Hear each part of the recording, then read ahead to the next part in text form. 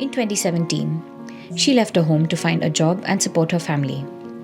Like others in this vulnerable region in eastern India, she was compelled to look for a better life elsewhere. She traveled with a man who drugged her, raped her repeatedly, and then sold her to a brothel. This led to an unwanted pregnancy. This is one among many cases that point to an alarming increase in child sexual exploitation in areas affected by climate change. Widespread displacement, extreme poverty, and resource scarcity have intensified the abuse across the world. Conservative estimates say that on any given day, human traffickers sexually exploit millions of children for commercial purposes. In the Horn of Africa, in drought-struck regions, girls have been known to be sold into child marriage for livestock. In Ukraine, millions of children displaced by conflict face risk of trafficking. While in the UK, online sexual crimes against children have increased. COVID-19 and related factors have made it even worse. A learning document by Dalberg details the urgent need for funding in CSEC interventions.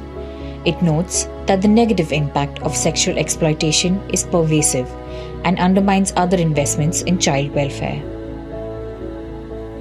For instance, CSEC impacts children's physical and mental well-being, intellectual abilities, and capacity for socialization.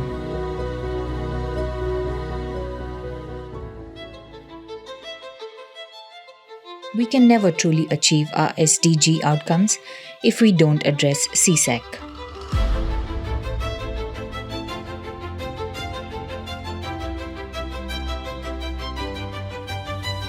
Private philanthropy has a big role to play in bridging the funding gap.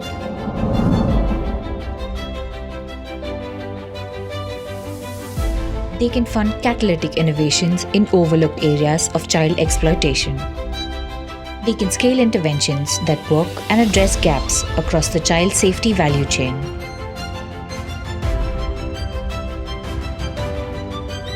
The first of these is prevention, the most cost-effective lever to minimize CSEC by addressing its root causes such as poverty and prevalent social norms that makes violence against girls culturally acceptable.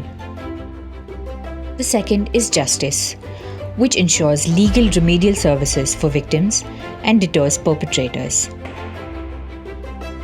And the third is survivor support, which helps survivors access high-quality and trauma-informed reintegration services.